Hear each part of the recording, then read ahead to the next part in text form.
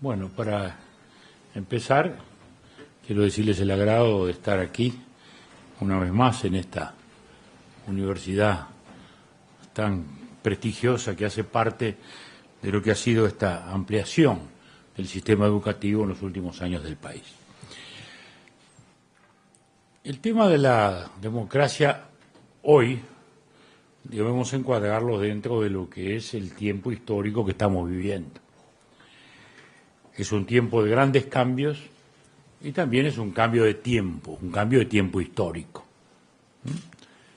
En mi ya larga vida yo viví mi niñez y adolescencia en los tiempos de la Segunda Guerra Mundial, el enfrentamiento del nazismo con las democracias occidentales, luego la Guerra Fría y ahora la globalización. Es decir que en mi vida ha habido ya 3 tiempos históricos distintos.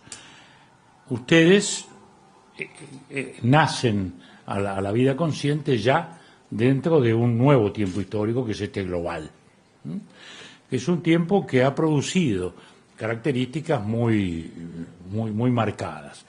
Para empezar, un cambio en las estructuras geopolíticas, en los pesos respectivos de los países, la irrupción de China como factor de poder, la superación de la Guerra Fría, que fue un elemento fundamental en las cosas, en los episodios que vivieron la América Latina a partir de la Revolución Cubana, y la irrupción, al término de esa Guerra Fría, de lo que se llamó la sociedad del conocimiento y la sociedad de la información. La sociedad del conocimiento que marcó un cambio fundamental en los aspectos de la vida económica. Ya no fue el mundo de la industrialización. Hace 40 años se hablaba de países industrializados y países subdesarrollados. Hoy ya no se habla más de países industrializados porque no es la industria, por suerte o por desgracia, la que marca el desarrollo de un país, sino que son otros factores. Es mucho más importante tener la fórmula y la patente del nuevo antibiótico que producir el antibiótico, que algún laboratorio lo hará y habrá muchos disponibles, pero el que tiene la patente y la fórmula, ese es el que tiene la propiedad.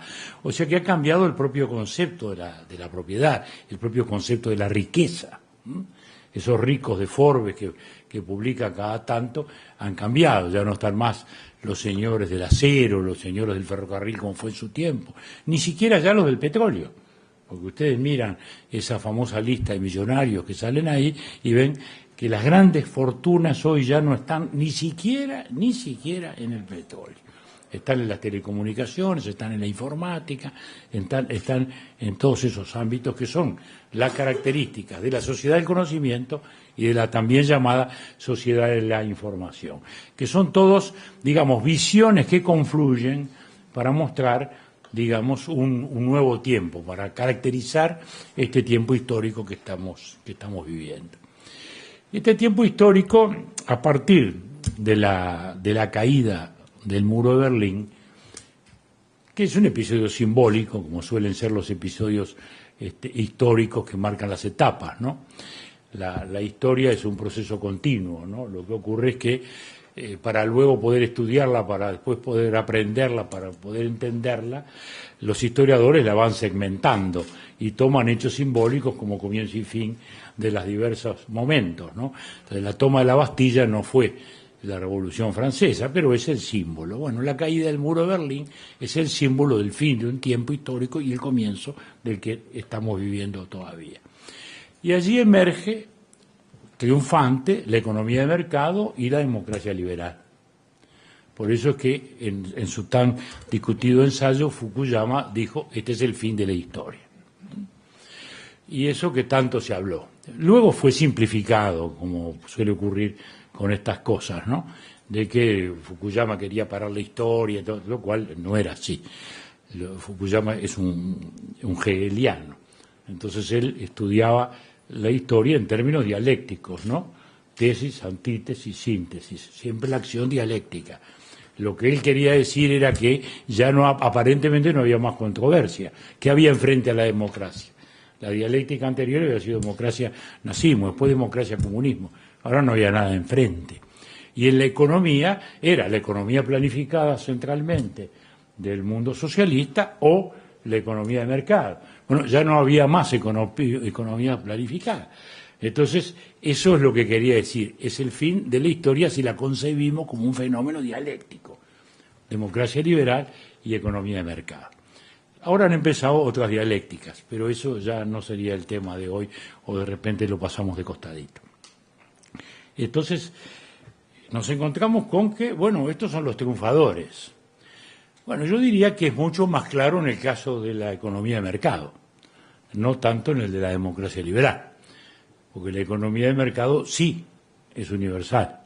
La economía de mercado está aún digamos, en la última gran potencia que aún se dice comunista, aunque tenga economía de mercado, que es la China, la gran potencia.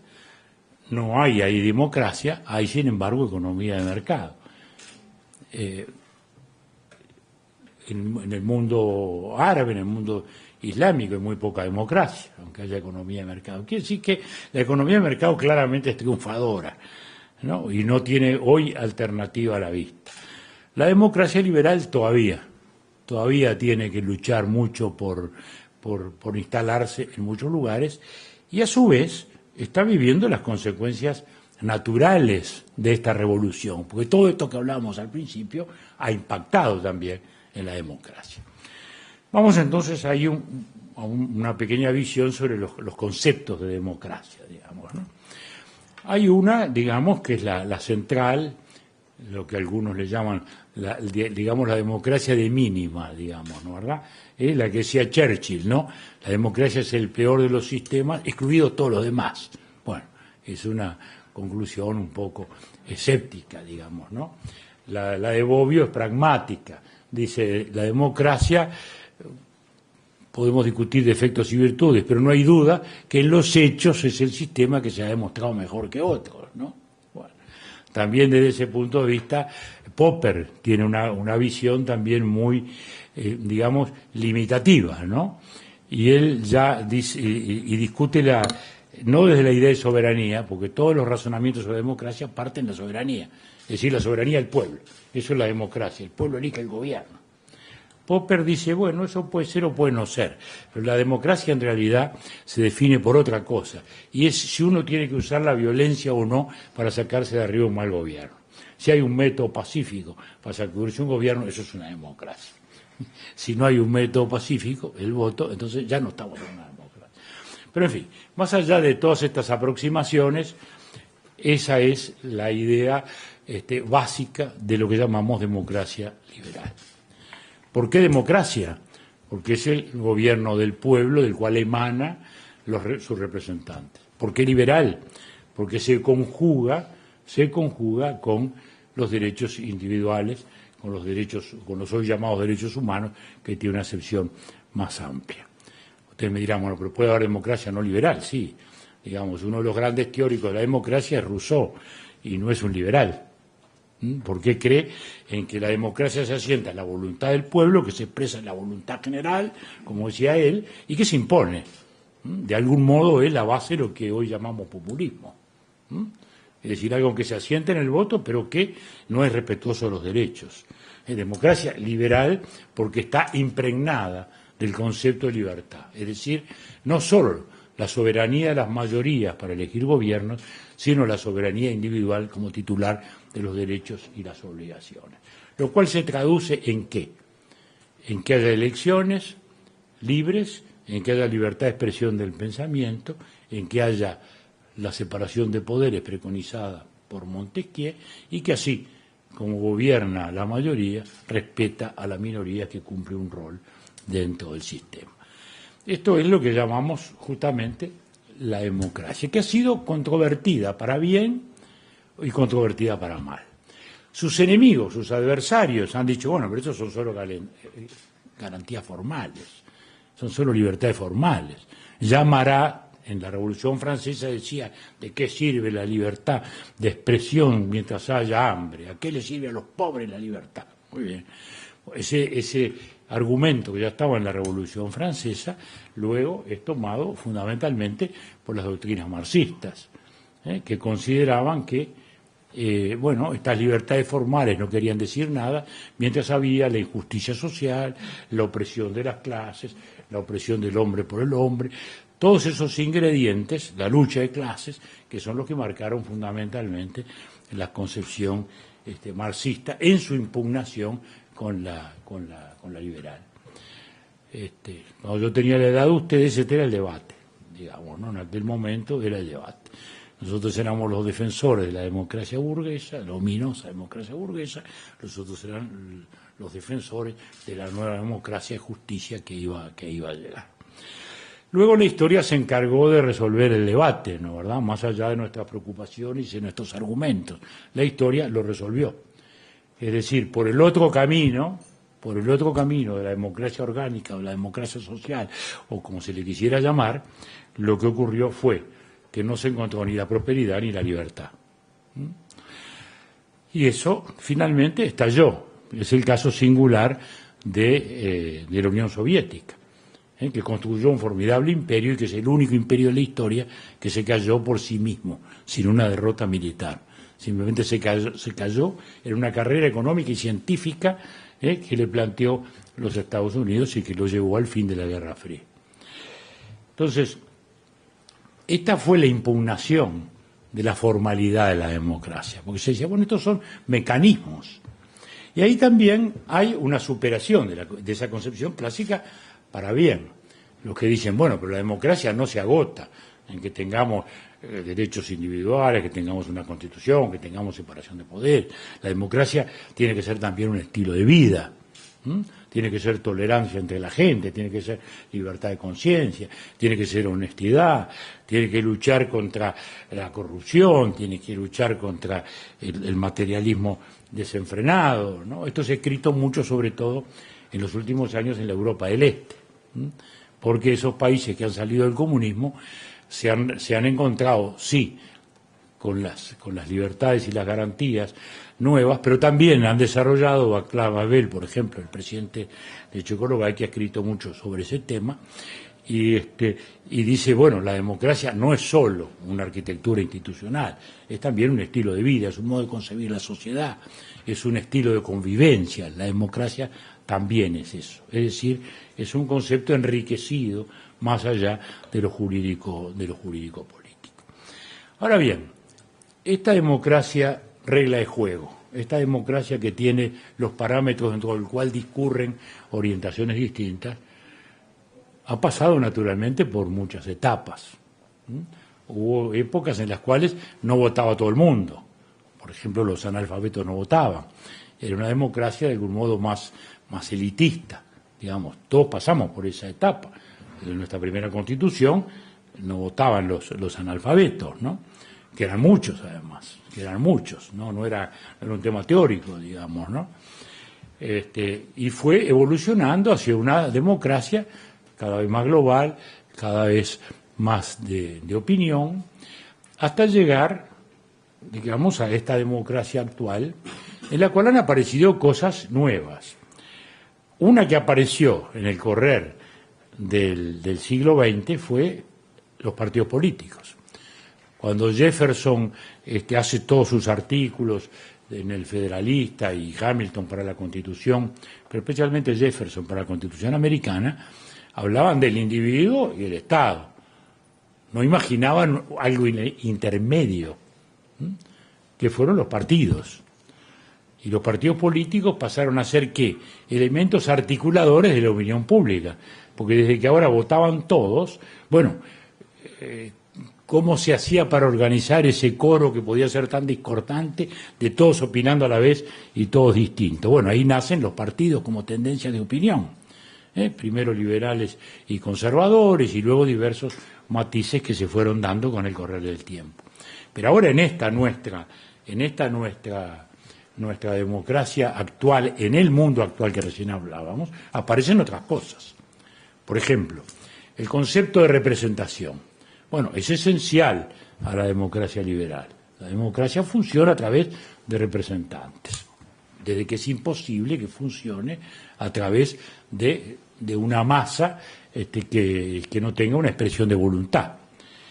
Pero la representación que fue fundamentalmente en los parlamentos, y que fueron fundamentales la construcción de los parlamentos a partir del británico, las primeras revoluciones liberales fueron esas. Normalmente nosotros tenemos en la cabeza la francesa, y nos olvidamos de la holandesa, que fue la primera, la inglesa, que vino después, la norteamericana, que vino después, y 13 años después recién la francesa. Pero la francesa, como todos los franceses, tuvo mejor estilo, tuvo más retórica, tuvo mejor publicidad, y bueno, ya está. Es la Revolución Francesa, es la envuelta de romanticismo, ¿no? ¿Verdad? La inglesa demasiado pragmática, la holandesa demasiado lejos, entonces la Revolución Francesa. Pero es un curso de, digamos, 50 años en que se van produciendo estas revoluciones liberales. Entonces está el representante, pero si hoy le preguntan ustedes a cualquier legislador, te damos 2 horas para hablar en la Cámara, o te damos 2 minutos en el informativo a las 8 de la noche, no hay debate. El diputado va a decir, no, dame 2 minutos en el informativo. Quiere decir que ya el concepto de mediación cambió, ya no es el mismo, ya no es el mismo. Ya no es el Parlamento, la caja de resonancia donde se discuten los temas. Tenemos otros lugares, otros canales. Y eso era hasta hace algunos años. Luego apareció Internet, con una comunicación instantánea. Cambió el propio rol de los diarios. En la época de Jefferson y la de Lincoln, el debate era en los diarios. Aquí también. Cuando Valle Ordóñez funda El Día, bueno, era para discutir con la democracia de Acevedo Díaz, y ese era el debate. Los diarios hoy son otra cosa. Después pasaron a ser noticiosos. Hoy ya no son la noticia, porque la noticia la tenemos por otros medios mucho antes. Primero era la tele y ahora la tenemos al instante, como tenemos la tableta, todos ahí al lado, o tenemos el BlackBerry o lo que fuere, ¿verdad? Entonces la noticia ya no circula por ahí. La noticia circula por otro lado. Entonces, ¿para qué queremos el diario? Bueno, para contextualizar la noticia, para ubicarla en un contexto, para entenderla mejor, para saber qué quiere decir, para pensar en los antecedentes y en las consecuencias del fenómeno, ¿no? Pero esto les está hablando de que la representación ya es otra cosa. El periodista que interroga al político en la televisión no dice yo interrogo en mi nombre y mi interés, no, interrogo en nombre de la opinión pública. El periodista, yo soy la opinión pública y en nombre de ella pregunto. Luego han aparecido otras cosas, porque la opinión pública es un monstruo indefinido, ¿no? ¿Dónde está? No se sabe. De ratos aparece, sí, representada por otro fenómeno nuevo, las encuestas. Las encuestas. Entonces un pobre candidato se pasó 2 años recorriendo Estados Unidos, después tuvo 1 año de interna, después de primaria, después llegó a la presidencia y a los 6 meses sale una encuesta en que dice que él cayó del 51% al 27% y que ya no representa nada. Bueno, y sin embargo tiene el poder, ¿no? Pero fíjense de qué modo el concepto de representación va cambiando y de qué modo todo esto es voluble, volátil y le crea problemas a la democracia. El presidente Santos, ¿no? Un muy buen presidente de Colombia, con un país que está en una buena situación de crecimiento, en fin, mejorando. Son países que arrastran naturalmente serios problemas. Muy bien, una popularidad alta, se empeña en un proceso de paz, 55, 60, 65% de aprobación, todo muy bien. De repente aparece una protesta agrícola de campesinos en una zona muy linda, pero muy tradicional de agricultura, y protestas acá, protestas allá. A los 20 días del presidente Santos cae de 60% a 30% de aprobación. Bueno, todo este vaivén le genera, digamos, a los representantes del pueblo y a la legitimidad democrática también un serio problema. Porque después viene el otro debate, que se asume también desde los costados de la democracia. Dice, no, está bien, usted será presidente legal, pero no es legítimo, porque no representa a nadie. No, pare un poquito. Yo lo represento porque me votaron. Sí, pero la encuesta dice, bueno, pero ahí está el tema. La encuesta no es una elección, es una encuesta simplemente. Es una radiografía momentánea de un estado de ánimo. Lo cual a la inversa también tiene otra cosa que es muy importante. Es muy importante. Uno va a Perú hoy y a Fujimori no lo votó nadie. Y lo votaron y lo reeligieron. Va a la Argentina y dice, Menem, sí, Menem, ¿no? ¿Cómo Menem? Tuvo mayoría Menem, sí, fue reelecto Menem, no, sí, fue reelecto Menem. ¿Y quién lo votó y quién lo reeligió? Aparentemente nadie. Bueno, pero ahí está el otro tema a la inversa, de que una elección tampoco es una encuesta. Porque a veces parece que una elección es una encuesta, en que vamos y votando aquello que nos gusta, que nos resulta más simpático. Eso está bien que se lo contestemos a un encuestador en la puerta cuando nos toca timbre, pero no cuando tenemos que votar, porque ese es el acto mayor de gobierno. Es el acto en el cual justamente la democracia se expresa y se hace tangible. Esa es la base de la democracia. Ese día decidimos. No estamos dando simplemente una opinión, estamos eligiendo, estamos decidiendo. Pero todos estos temas hoy están mezclados, cambiando, digamos, los parámetros en los que funciona la democracia, que a su vez tiene que ver, como decíamos hace un rato, con una economía y una sociedad distinta. La familia ya no es la misma, o sea que el instrumento de estabilidad social que era la familia hoy ha cambiado. Antes ya era muy grande, luego pasó a ser más chica y ahora pasó a ser mucho más inestable y variable. Es totalmente distinto. Cuando yo era chico, yo alcancé a vivir con mis padres y con mis abuelos, todos en la misma casa. Éramos un batallón, ahí en la calle Juan Polié, en aquellas casas largas que había una... Hoy no existe nada ni parecido, digamos, ¿no? ¿Verdad? Todas esas cosas fueron cambiando, y no es un tema de discutir si es mejor o peor, ¿no? Porque a veces los muchachos de mi época hablan con nostalgia de estas cosas, y creo que no es así. Los tiempos cambian y cambian inevitablemente, y hay que asumirlo como tal y entenderlo. Entonces, la familia ya no es la misma, el empleo ya no es el mismo, que ese es el otro tema. Antes las empresas eran estables, los empleos eran estables, hoy hay mucha más inseguridad, hay más oportunidades, sin duda. Antes había menos oportunidades de ascenso, muchas menos, pero también había más seguridad. Bueno, ¿qué se privilegia? Bueno, en la opinión uruguaya aparentemente se privilegia más la estabilidad, por eso el empleo público tiene tanto prestigio frente al privado. En Estados Unidos a la inversa, digamos, ¿no? Se prioriza el empleo privado, que da más oportunidades y que da la posibilidad de saltar de pronto a una empresa propia, que el empleo público, que, bueno, asegura estabilidad, pero con un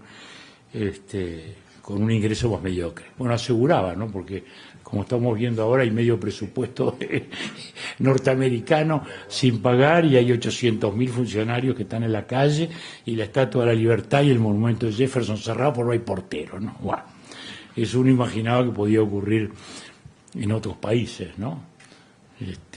Pero no es así, ¿no? El otro día Almeola, este guitarrista que estuvo ahí en el Sodre, y ocurrió una catástrofe con los micrófonos y la consola, cosa que suele ocurrir acá, pero también en todos lados. Y entonces él dijo que le ocurre, dijeron, bueno, yo pensé que esto podía pasar en Bolivia, dijo, en Montevideo no. Bueno. Y entonces alguien le dijo, bueno, porque estaba enojadísimo el tipo y gritaba y todo lo demás, insultaba. Yo por suerte había ido el día antes también, que estaba Ron Carter, con el cual no hubo ningún problema. Y entonces dice, bueno, nunca le pasó. No, en Nueva York me pasó una vez. Y ahí dije otra cosa, yo pensé que esto podía pasar en la Argentina, no en Estados Unidos.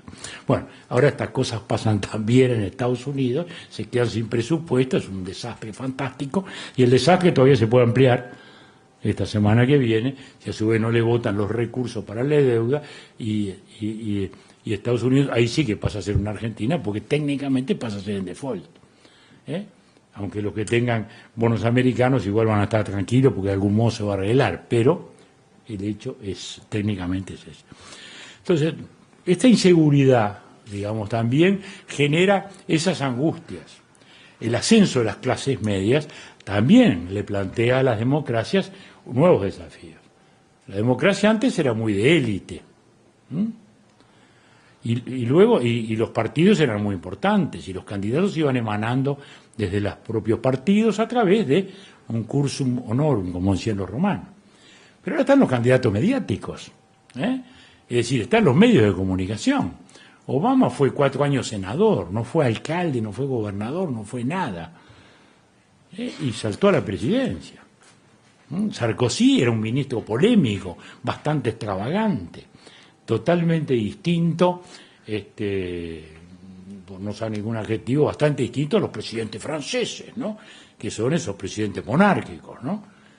Y cuanto más socialista, todos, y cuanto más socialista, más monárquico, como mi amigo Mitterrand, ¿no? ¿Verdad? Ni hablemos de Gaulle, ni hablemos todos, ¿no? Bueno, Sarkozy, ¿no? Con un taco 7, no encajaba mucho en la imagen de un presidente francés, pero ahí está. El individuo era el dueño de la tele y le pasó por arriba a todos los políticos tradicionales. Es decir, tenemos una democracia también distinta de estos puntos de vista. Razón de más, entonces, para que el debate de valores se instale, para que la constante explicación y reivindicación de las llamadas garantías formales se haga. Porque acá en América Latina también tenemos el llamado fenómeno populista, en que dentro de la estructura democrática se organiza un gobierno autoritario, sobre la base de un líder que es electo, pero que luego pasa a ser una especie de figura mesiánica por arriba de las instituciones. Ya no es el presidente sometido a las instituciones, sino un líder de la patria, que a su vez representa una voluntad popular que se organiza en la plaza pública, no en el Parlamento, que ya no es el representante, sino que lo es la plaza pública, presidente que a su vez usa el poder del Estado y el presupuesto del Estado para mantener vivos esa imagen de gran padre de la patria y esa sociedad movilizada que le representa. Lo que claramente se ve en Venezuela, que es un escenario muy característico de esto, en que hay elecciones, hay una cierta formalidad democrática, pero todos sabemos que no hay la democracia liberal que estamos hablando. ¿Por qué? Porque no hay respeto al derecho de expresión, porque se cierran canales de televisión, porque se cierran programas polémicos, porque se usa el presupuesto del Estado para influir sobre el voto, etcétera, etcétera, etcétera, etcétera. Es decir, que ahí la aparente legalidad, realmente ahí sí no tiene legitimidad democrática. Y ahí sí es donde empiezan a valer las garantías formales. Ahí es donde empiezan realmente a adquirir un valor, como adquirieron también en América Latina en los años de la guerrilla, en que en todos nuestros países que hubo guerrillas, en nombre de que las garantías formales de la democracia eran una cáscara vacía, que no aseguraba la lucha contra la pobreza, ni la igualdad de oportunidades, ni nada de eso, esa gente, cuando fue presa, maltratada por los gobiernos autoritarios, ahí descubrió dramáticamente en la cárcel el valor de las garantías formales de la democracia, que eran justamente las que le daban un debido juicio y un respeto a la legalidad. Del mismo modo hoy, ya no con caracteres tan rotundos como esos, lo estamos viviendo en los fenómenos populistas. Es decir, que hay elecciones, en América Latina votamos en todos lados, salvo la excepción siempre de Cuba, en todos lados se vota, pero no tenemos, desgraciadamente, esas garantías que aspiramos, no tenemos esa democracia que quisiéramos mucho más perfecta, que quisiéramos mucho más representativa realmente de la verdadera opinión, de los derechos de cada uno. Tenemos esa formalidad que no se agota, porque como decíamos hace un rato, aún en la concepción más minimalista de la democracia, digamos, no basta solo con elecciones. No hay democracia sin elecciones, pero la democracia no se agota en las elecciones si no hay la separación de poderes que a su vez garantice la libertad de expresión del pensamiento, que es a su vez la garantía de todos los otros derechos. Y esto es lo que hoy más que nunca, en este mundo tan cambiante, permanentemente en cambio, y felizmente permanentemente en cambio, porque eso cada vez nos da más oportunidades y más posibilidades a los humanos de este tiempo, que son, en definitiva, la garantía de que las capacidades individuales y la capacidad de decisión va a ser preservada. Por ahora nos quedamos acá. Siempre que hay cambios de paradigmas, cambios de sistemas, cambios globales como los que vemos hoy en día, siempre hay gente que habla de los desafíos, las amenazas, los problemas, las cosas malas que pueden pasar y que están pasando. Y creo que en la democracia es indudable, y lo vemos todos los días en Argentina, en Venezuela, incluso en Uruguay, cuáles son esas amenazas que le plantea este nuevo sistema a la democracia como la conocíamos al menos. Creo que sería interesante escuchar qué cosas positivas o oportunidades creemos que pueden haber de acá al más con estos cambios que están sucediendo, que indudablemente, o por lo menos de mi perspectiva, hay cosas positivas que estos cambios globales están generando también e incluso para la democracia. Bueno, yo también tengo una visión muy positiva. Empiezo por la antropología. Digo, el animal humano nunca ha vivido más años y los ha vivido mejor. Quiere decir que no es verdad que todo tiempo pasado sea mejor. No ha habido tiempo mejor que este. Cuando yo tenía la edad de ustedes y me decían que algún día iba a tener 77 años y iba a estar hablando aquí, hubiera parecido una cosa fascinantemente loca, ¿no? Sin embargo, ustedes van a vivir un promedio mucho mayor. Ahora Carlos Mayer tiene 92 y habla en la radio, escribe todos los domingos, y Daniel Vidal lo mismo, y tiene más de 90, y así vamos. Es decir, que estamos viviendo justamente una explosión científica y tecnológica notable. Ustedes me dirán, bueno, sí, siempre la ciencia y la tecnología son las que marcaron los tiempos, es verdad. Por algo de la piedra pulida le ganó al de la piedra rústica, y por algo vino el del bronce y vino el del hierro, y así sucesivamente, ¿no? Es verdad, pero la aceleración de los últimos años ha sido espectacular. Entonces, yo creo que nunca ha habido más oportunidades que ahora. O sea, la revolución científica y tecnológica es el gran elemento de este último siglo. Hace 40 años se puso muy de moda el Club de Roma, que fue una agrupación de gente inteligente que pensaba, estos pensadores, y propugnaron el crecimiento cero, porque decían que el mundo iba a destruir el medio ambiente, que que estábamos en vías de agotar todos los recursos, las fuentes energéticas y tal. Bueno, y entonces éramos 2.500 millones, ¿no? Hoy somos 6.000 millones y no se agotó nada. Y la revolución verde permitió alimentar más gente, y las revoluciones energéticas cada vez están cambiando más las situaciones, etcétera, etcétera. Yo creo que a la inversa, si hubiéramos tenido crecimiento cero hubiéramos estallado, porque justamente las sociedades, el crecimiento poblacional no hubiera podido ser absorbido, ni por las sociedades, ni por la economía, ni por la alimentación, ni por nada. De modo que esto es así, y lo que tenemos que lograr es que esta democracia nuestra se vaya adaptando, defendiendo los principios básicos para preservar su filosofía, porque el tema es ese. ¿Qué es lo que queremos preservar? Las libertades humanas, el hombre como centro, o el ser humano como centro de la sociedad, es decir, una organización que permita expresarse con la mayor libertad, en la cual cada uno pueda realizarse el mejor modo, y bueno, y no se ha encontrado mejor modo que preservar estas legitimidades. De modo que nosotros estamos viendo positivamente toda esta evolución. Lo que sí hay que advertir son las amenazas, porque siempre las hay. Ya el amigo Aristóteles, hace 25 siglos, decía todo sistema tiene su forma espuria. Y yo supongo que se lo habrán explicado los profesores bien, ¿no? La democracia tenía una forma espuria que era la demagogia, ¿no? ¿Verdad? Y la aristocracia tenía una forma espuria que era la oligarquía. Y la dictadura tenía una forma que allá era bastante legítima para los momentos de emergencia, tenía una forma espuria que era la tiranía, ¿no? Bueno, entonces nuestra democracia tiene que preservarse esas formas espurias que le plantean incluso el mal uso de los temas, de los nuevos instrumentos, porque la televisión y ahora la Internet pueden ser el más fantástico instrumento de comunicación, de información y hasta de conocimiento. también pueden ser los más tremendos instrumentos de corrupción y de sometimiento y de desinformación manejados autoritariamente, ¿no?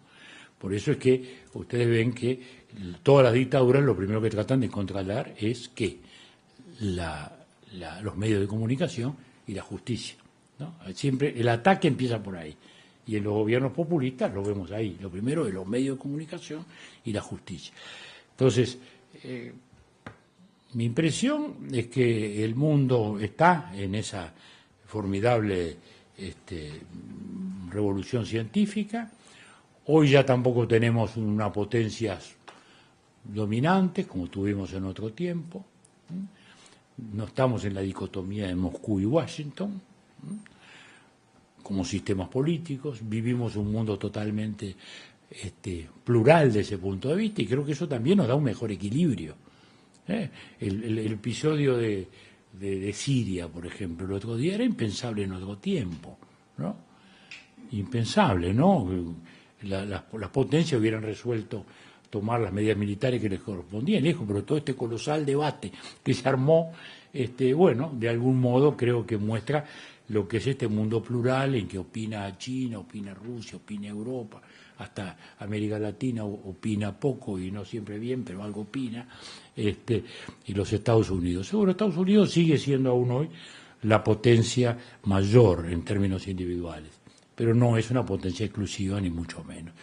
De modo que estamos en ese tiempo. Es un tiempo de cambio, tenemos que acostumbrarnos, sí, a la gimnasia permanente. Estabilidad difícil en cada cosa.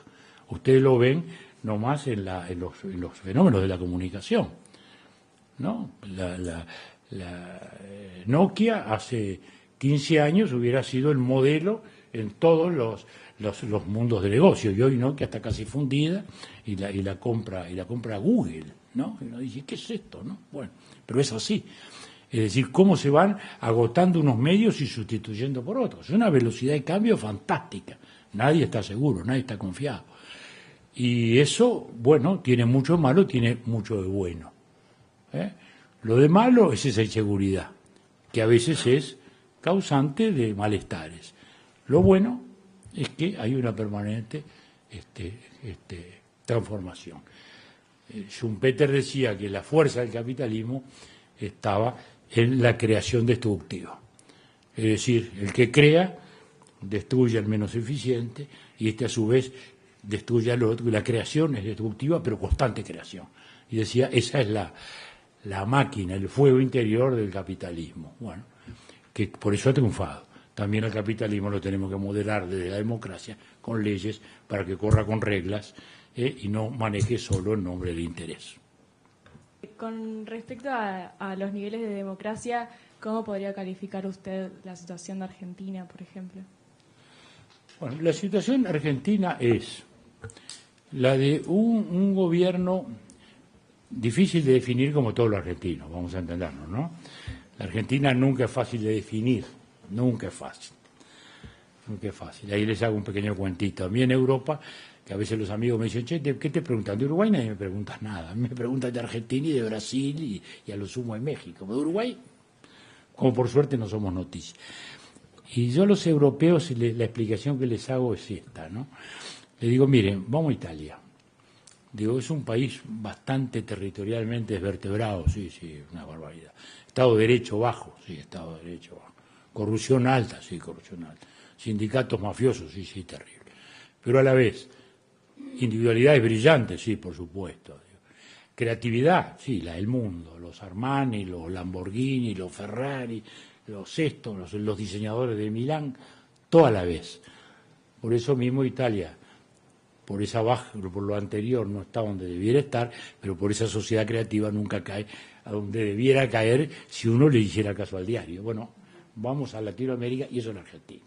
Creatividad individual, individualidades brillantes, en todos los terrenos, aún el de la ciencia, es el único país de América Latina con 3 premios Nobel de Ciencia, por ejemplo. El resto son premios Nobel de poesía, pues somos todos poetas. Pero entonces, ¿qué ocurre en la Argentina? La Argentina es particular dentro de lo particular. porque es un país extraordinariamente rico desde el punto de vista natural y extraordinariamente rico desde el punto de vista de la sociedad. Es una sociedad creativa, es una sociedad inquieta, es una sociedad que genera constantemente, tiene buen gusto, pone un bolichito, está fantástico, pone un restaurante también, uno lee el diario, todos los días hay cosas espectaculares, ¿no? Uno mira la cartelera nomás de Buenos Aires, conciertos, esto, el otro, Gallery Night, 200.000 tipos, 200 galerías, todo el mundo tomando champán en la calle, eso no pasa en ninguna parte, ¿no? Además, nunca duerme, ¿no? Porque en París a las 8 de la noche están todos durmiendo, en Buenos Aires nadie duerme. Todo eso es espectacular. Pero ¿qué está ocurriendo? Está manejada por un viejo movimiento que se mimetiza cada tanto, que es el peronismo, que nació en los años 50 en un momento de prosperidad. Los populismos siempre nacen en un momento de prosperidad. El populismo normalmente es un hijo bastardo de la prosperidad. Porque seguro, da y da y da y da y da. Después, cuando se termina la prosperidad, se cae y pasan a la oposición asumiendo la nostalgia de aquella prosperidad. No, si tuviéramos nosotros sí quedábamos, y ahora mire estos neoliberales que nos dan. Bueno, hasta que después vuelve el populismo y así sucesivamente. Y estos han sido años muy proclives al populismo. Felizmente no ha sido tanta la marea en América Latina como podíamos haber temido, para la plata tan rápida que vino a través de los precios de las materias primas y esto. Entonces, ¿qué pasa en la Argentina? Bueno, la Argentina tiene un movimiento que no es sustantivamente democrático, o es democrático en el sentido rusoniano que hablábamos hace un rato, son populares, sin ninguna duda, son mayoría, pero no respetan a la minoría, no está en su hábito ser tolerante con el que opina diverso, ¿no? Es un movimiento con esas características desde que nació, con una gran apelación social, que es la que le dio fuerza, históricamente, y que la tienen, pero también desde un Estado prebendario, de un Estado que premia y castiga en función de la adhesión. Hoy tenemos un Parlamento que funciona, tenemos una justicia con altibajos, pero que básicamente todavía funciona, y tenemos medios de comunicación que todavía funcionan. Eso sí, los medios de comunicación están agredidos por el gobierno, la justicia está agredida también por el gobierno, pero no han logrado, digamos, voltearlos. Quiere decir que todavía la democracia formal y sus garantías formales todavía subsisten. Todavía hay una corte que declara inconstitucional una ley, por ejemplo. Es decir, no podemos hablar de un populismo estricto a la venezolana. Estamos en un prepopulismo, en un protopopulismo, como se está siempre con el peronismo, que es un movimiento tan milagroso que cabe todo. Cabe todo.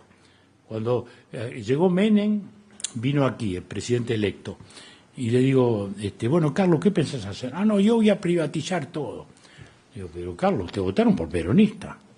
No, ¿qué hubiera hecho el general ahora? Pero el general nacionalizó todo, confiscó todo, sí, en aquella época. Dice, ahora hay que privatizar, es al revés, y el general haría esto ahora. Bueno, está bien, le digo, pero vos te votaron por lo otro. No, yo nunca les dije nada. Yo les decía, síganme. Bueno, está bien. Bueno, y allá vino y privatizó todo lo que había para privatizar, digamos, ¿no? ¿Verdad? De buen modo o de mal modo. Y ahora vienen los Kirchner y van nacionalizando el correo, esto, todo lo otro, todo lo que privatizó Menem, ¿no? Y entonces la aerolínea, que pierde $2 millones por día, pero sigue adelante, y etcétera, etcétera. El peronismo tiene esa capacidad mimética extraordinaria y singular, ¿no?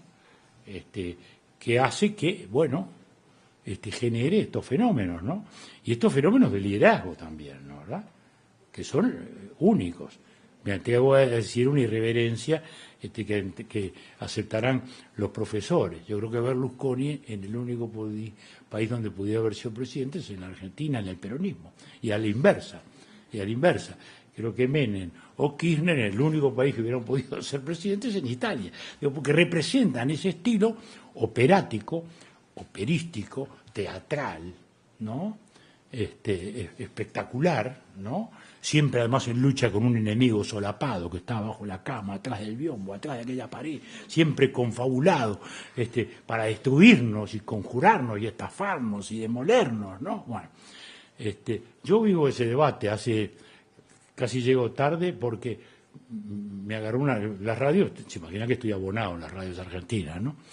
Estos días, hasta en la tele, y ahora los programas son tardísimos, ¿no? Anoche estuve con Morales Solá, que es a las 10 de allá, son las 11 de acá, hablé a medianoche.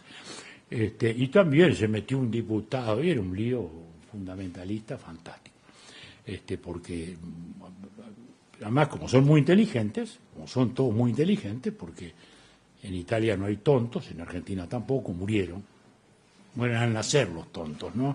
Ahí todo el mundo, yo siempre digo, en la raza humana el máximo nivel de velocidad es un taxista porteño o un taxista romano, ¿no? Y sube al taxi, mira, subimos dos, ya sabe quién va a pagar, ya sabe todo, ¿no?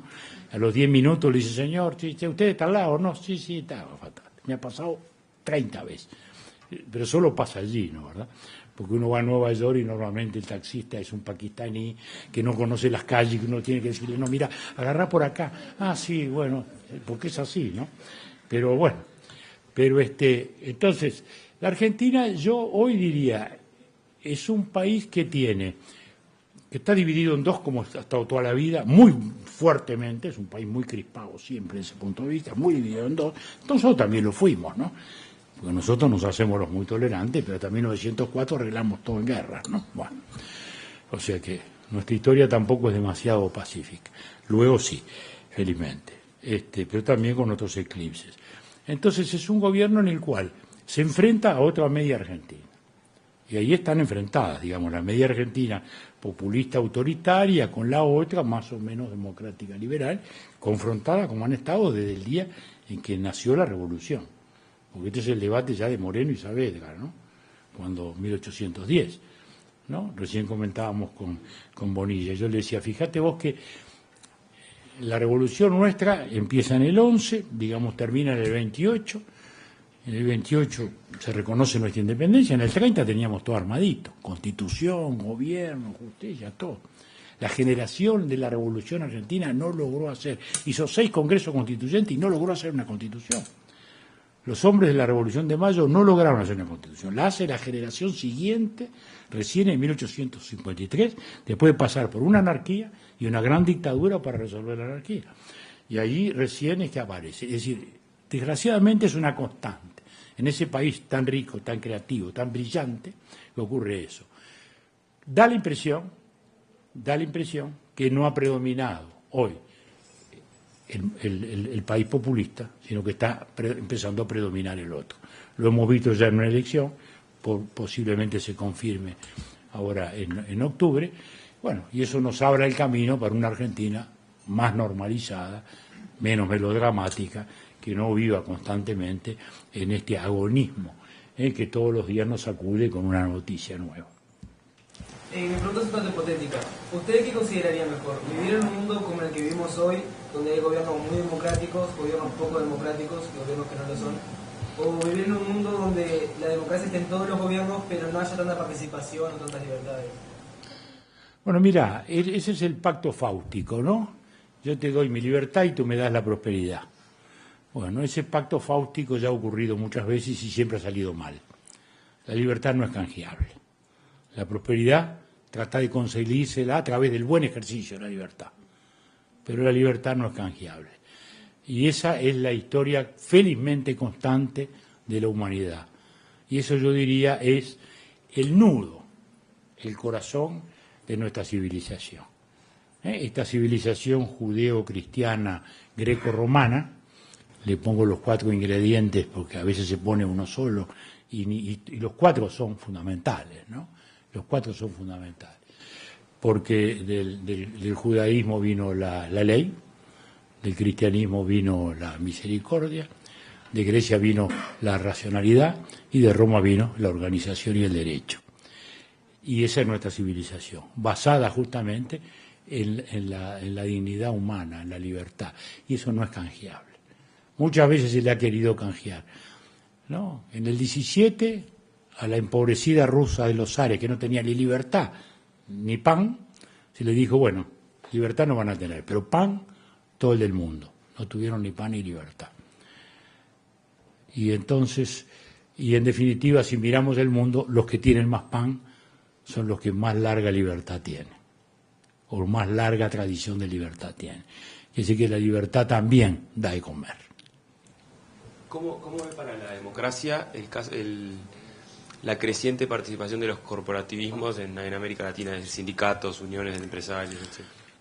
Bueno, eso es una pugna esencial, justamente, democracia liberal versus populismo. La democracia liberal se supone que articula la opinión pública a través de partidos y que luego se expresa en parlamentos representativos. El corporativismo, que fue bueno, sigamos el razonamiento. Dentro de las libertades está la de asociarse.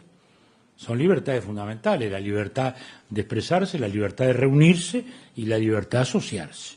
Y ahí están los sindicatos, las asociaciones libres, las organizaciones de intereses, de empresarios o de trabajadores que representan intereses. Esos viven, conviven y merecen la protección de la democracia, porque son ejercicio de las libertades. El tema cuando viene, cuando las corporaciones pretenden usurpar el poder público y más allá de la defensa de su interés, empiezan a querer representar un interés general que no representan de verdad, porque representan un interés particular. Sean entidades empresariales, como ha pasado en algún tiempo, o entidades sindicales, como han pasado en otro tiempo. Entidades empresariales, como pasó en Bolivia, en los tiempos de los varones del estaño, digamos, ¿no? En que los varones del estaño, Patiño, Ramallo, etcétera, eran los dueños de Bolivia, digamos. O pasó a la inversa, en el peronismo primero, cuando la CGT era la dueña del país y el pobre parlamentario era nadie al lado de un sindicato. O sea, cuando las corporaciones avanzan sobre el poder público, estamos en camino del fascismo. Hablo fascismo en el sentido estricto, porque la palabra fascismo se usa con liviandad para todo autoritarismo, y no es así. El fascismo fue un movimiento que nació en la izquierda y que se basó justamente en que la representación no era la de los individuos a través del voto y a través de su expresión, sino a través de las corporaciones, que fue lo que organizó Mussolini en su tiempo en Italia, y lo que Perón, que vivió aquellos años allá, tomó luego para formar en el modelo de Mussolini la organización del llamado peronismo. O sea que las corporaciones son, yo diría, una necesidad adentro de la democracia, vertebran la opinión también, la enriquecen, porque cruzan opiniones e intereses, pero en una democracia liberal no deben usurpar poder público.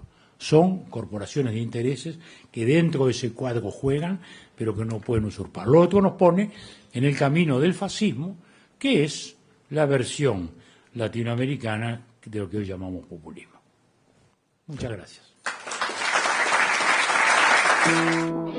Asuntos públicos, para conocer mejor, para saber más.